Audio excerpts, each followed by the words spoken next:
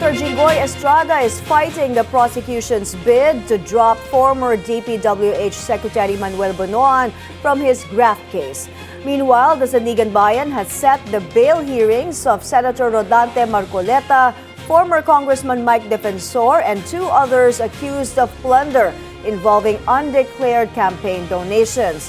Kumuha tayo ng detalye kay John Reyes Calata. John Reyes, ano ang update sa mga kasong ito?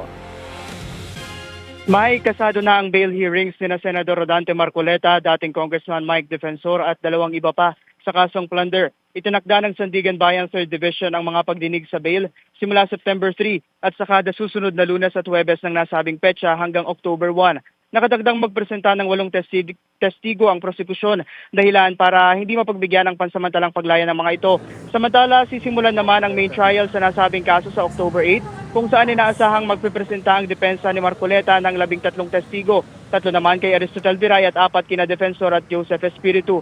Sa paglabas ni Defensor sa courtroom matapos ang pre-trial, nagkaroon ng konting komosyon matapos pigilan ng BJMP sa Defensor na magpa-unlock ng panayam sa media. Sasaktan mo eh. Mukha, nakita ko eh. Mukha yung ginagawa mo eh. Dalawang beses na kami ni-raid na BJMP. Sir, bawal po. Bawal, sir.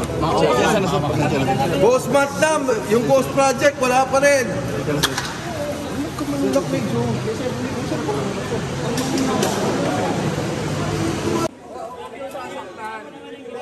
Samantala, naghain ng formal na oposisyon ang kampo ni Senator Jinggoy Estrada sa Sandigan Bayan laban sa motion for reconsideration ng prosekusyon na alisin si dating DPWH Secretary Manuel Bonoan bilang kapwa-akusado sa kasong graft. Ayon sa abogado ni Estrada na si Attorney Lawrence Arroyo ng Flamiano, Arroyo and Dueñas Law Firm, ang pag-amyenda sa impormasyon matapos ang arraignment ay labag sa karapatan ng senador sa due process.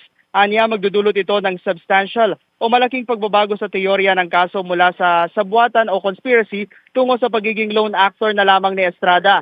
Tahasan ding binatikos ang tangka ng prosekusyon na gawing state witness si Bonoan sa pamamagitan umano ng maling proseso. Ipununto ng kampo ni Estrada ang centrality o malaking papel ni Bonoan bilang DPWH Secretary na tila ito raw ang dahilan ng prosekusyon kaya tutol umano sila sa paggamit ng Rule 119 ng Korte. Sa ilalim ng nasabing rule, papahintulutan lamang ang pag-discharge para maging state witness sa akusadong hindi pinaka-guilty sa kaso. Mike? John Reyes, pumunta tayo doon sa tensyon kanina involving former Congressman Mike Defensor. Nakausap niyo ba siya? Nagpa-unlock ba siya ng interview at tungkol doon sa mga kasong kinakaharap niya?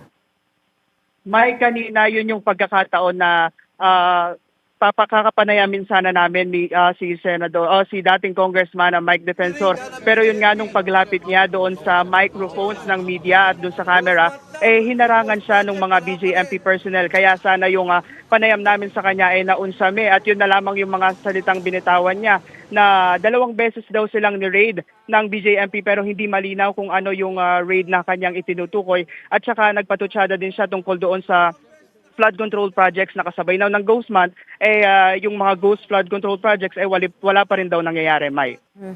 Bukod sa petition for bail, may iba pa bang inihaing pleadings itong mga akusado? May bukod doon sa nabanggit ko kanina, naghain si Marcoleta ng manifestation to withhold suspension matapos pagpaliwanagin ng korte kung bakit hindi dapat siya suspendihin bilang senator kaugnay ng kinaharap niyang mga kaso. Naghain din si Marcoleta ng motion para i-dismiss ang kaso laban sa kanya. Balik sa iyo, Mike. Maraming salamat, John Reyes Calata, nag-uulat.